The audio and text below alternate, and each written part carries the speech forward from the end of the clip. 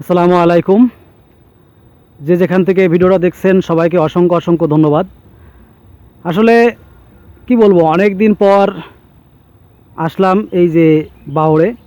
এটা হচ্ছে অভয়নগর উপজেলা পোড়াখালী ইউনিয়নের পোড়াখালীর ভিতরে এই বাউড়টা। এটাকে পোড়াখালী বাউড় হিসেবে পরিচিত। যারা চিনেন তারা অবশ্যই জানতে পারবেন বা বুঝতে পারবেন যে বাউড়টা কোথায়। আর যারা চিনেন না তাদেরকে বলবো এটা যশোর জেলা অভয়নগর উপজেলার পোড়াখালী গ্রামে পোড়াখালী বাউড় নামে অবস্থিত। তো এই বাউড়ে আসলে প্রায় সময় আসা হয়, কিন্তু বাউড়ে যেটা সত্য কথা এখন অনেক শ্যাওলা বা অনেক আগাছা জন্মে আছে। কিন্তু মূলত এখানে আমরা দেখছি যে পদ্ম ফুল ফুটে থাকে।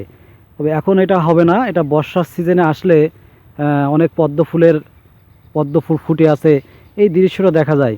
সে যে কি এক মনোরম দৃশ্য, যে কত সুন্দর লাগে এই পদ্ম ফুলগুলো যখন ফুটে থাকে, তা আপনারা চোখে না দেখলে আসলে বুঝতে পারবেন না।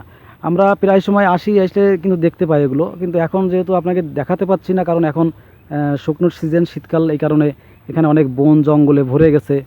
আর মাছের কথা কি বলবো, এই বাউড়ে যে মাছ আছে, অনেক বড় বড় মাছ আছে, বড় বড় মাছ পাওয়া যায়। এখন তো বাউড় আসলে সংস্কার ওইভাবে করে না, একসময় সংস্কার করতো, একসময় বাউড়ে মাছ চাষ হতো।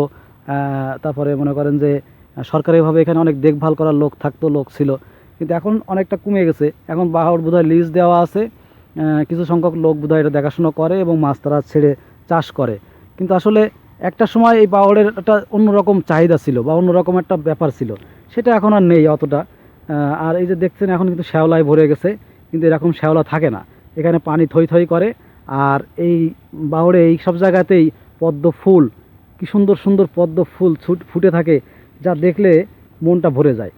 তা আমরা যখন আসি তখন চেষ্টা করি যে পদ্ম ফুল তোলার, কিন্তু তুলতে হয়তো অতটা পারি না, যেহেতু একটু নিচের দিকে থাকে।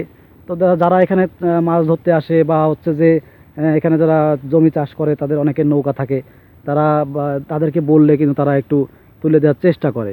তো আপনারা যদি কখনো মনে চায় এখানে আসতে, ঘুরতে আসবেন, প্রাকৃতিক পরিবেশ সত্যি অনেক ভালো লাগে, দেখতেও ভালো। তো চেষ্টা করবেন এসে ঘুরে যেতে।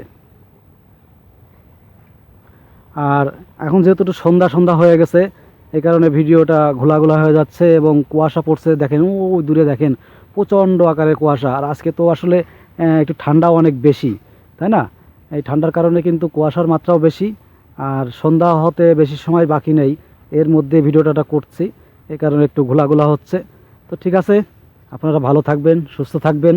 যদি কখনো আসতে মন চায় আসবেন, ঘুরবেন, দেখবেন, ভালো লাগবে। তো সবাই ভালো থাকুন, সুস্থ থাকুন। আল্লাহ হাফেজ।